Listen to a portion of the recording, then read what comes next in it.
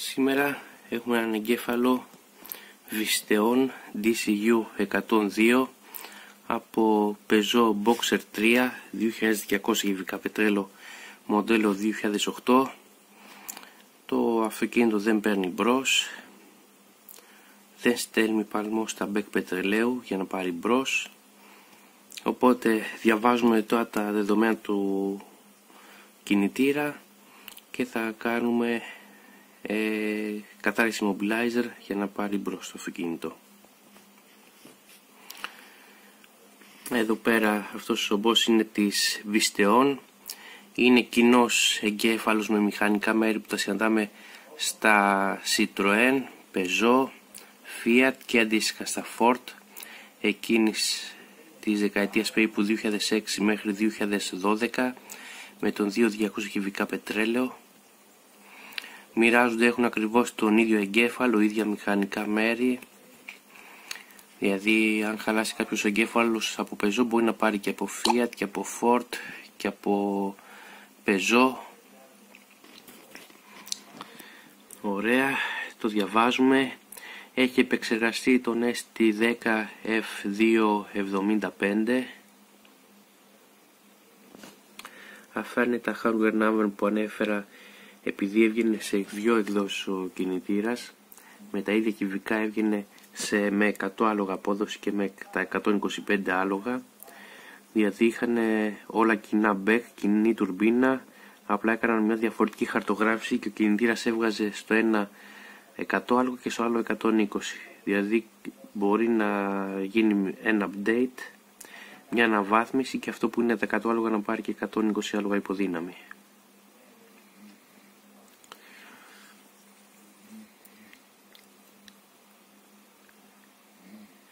Συνεχίζει η διαδικασία εδώ πέρα με αυτό τον Visteon DCU 102. Ωραία. Έχουμε φτάσει στο 47%. Θα κάνουμε τις διαδικασίες απαραίτητες. Με το διαβάσουμε.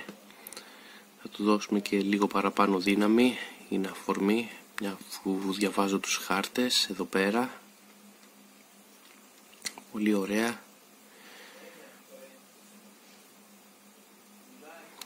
Συναντάμε σε άλλους εγκεφάλους και με πιο καινούργιο επεξεργαστή, τον ST10F276.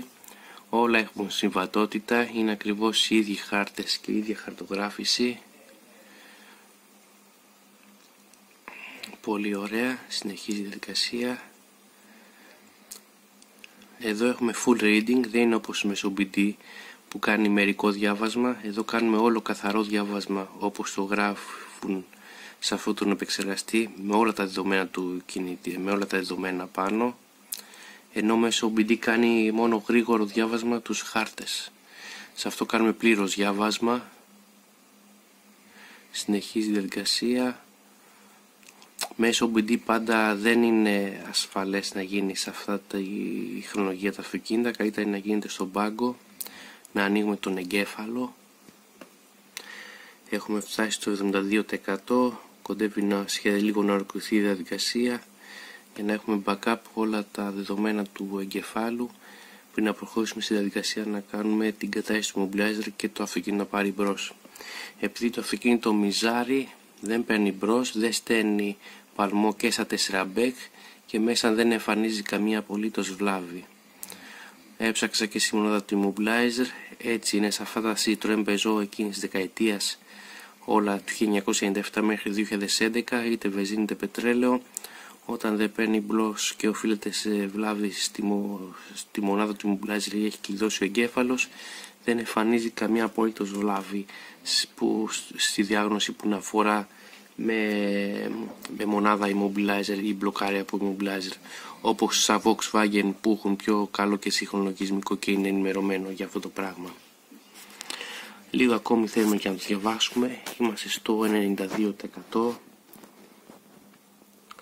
Και τώρα θα πάρουμε το αρχείο, το οποίο με άλλα προγράμματα μας εμφανίζει ότι είναι 832 KB και με άλλα 896 KB. Με αυτό το συγκεκριμένο θα είναι με 832 KB. Και πάμε να το κάνουμε τώρα μέσα αρχείο. Τώρα θα μας εμφανίσει.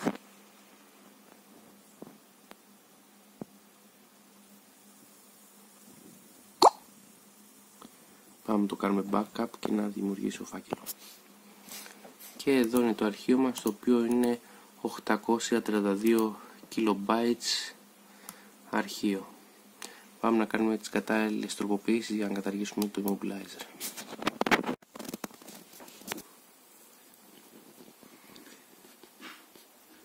Αφού έγιναν οι κατάλληλες τροποποιήσεις για κατάργηση του immobilizer, γράφουμε τώρα το καινούριο επεξεργασμένο αρχείο μας. Είναι όλες οι κατάλληλες τροποποιήσεις με το WinOS και τώρα το γράφουμε. Και έπειτα θα πάμε στο αυτοκίνητο να το κουμπώσουμε και να πάρει μπρος. Έκοβε στο αυτοκίνητο και είσατε σε αμπέκ πετρελαίου, δέσεν παλμό.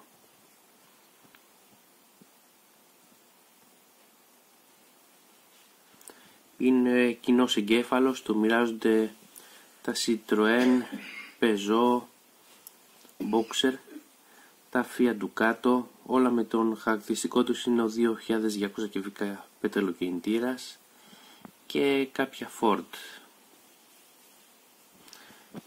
Κοινός εγκέφαλος, κοινά pin-out που έχει εναλλαξιμότητα μεταξύ τους, οπότε μπορεί να μπει.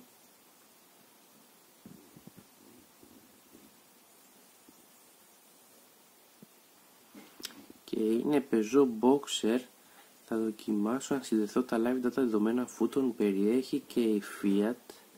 Με το πρόγραμμα της Fiat Multi-EQ-Scan να πάω να δω λίγο κάποια live data δεδομένα. Ναι. Μόλις τελειώσω την διαδικασία της γραφής θα πάω να δω αν με αφήσει να συνδεθώ λίγο με το Fiat Multi-EQ-Scan που τον έχει σαν Fiat Ducato DCU Pisteon, να δω λίγο στα live data δεδομένα. Επειδή το βλέπα νωρίτερα στα live data δεδομένα από κοντά στο αυτοκίνητο με το διαγνωστικό σαν Peugeot Boxer και πριν από λίγο το είδα ότι μπορεί να συνδεθεί και σαν Fiat Ducato ακριβώς ίδιος βιστεών. Απλά το Multi-EQ-Scan, το πρόγραμμα που είναι εξαιρετικό πρόγραμμα, θα ήθελα να μου δώσει κάποιες περισσότερες πληροφορίες που δεν τις έβλεπα με το άλλο το πρόγραμμα. Σε αυτό έγιναν φυσικά να αναφέρω όλες οι κατάλληλες τροποποιήσεις με το WinOS και ένα θεματάκι που είχε μέσα με την EGR που είχε μέσα καταγραφή. Το έλυσα και αυτό με έναν επαναπρογραμματισμό της βαλβίδας EGR.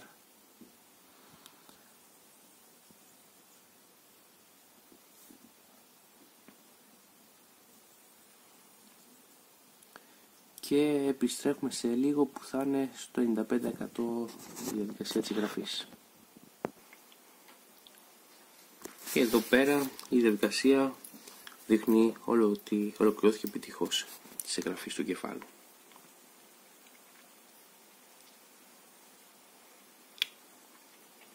Πολύ ωραία.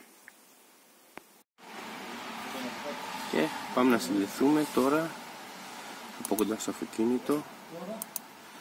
Και εδώ πέρα η κατάστασή του άλλαξε προγραμματισμένο και η κίνηση του κινητήρα επιτρέπεται να πάρει μπρος. Ξεκλειδώθηκε ο εγκέφαλος και το αυτοκίνητο να πάρει μπρος.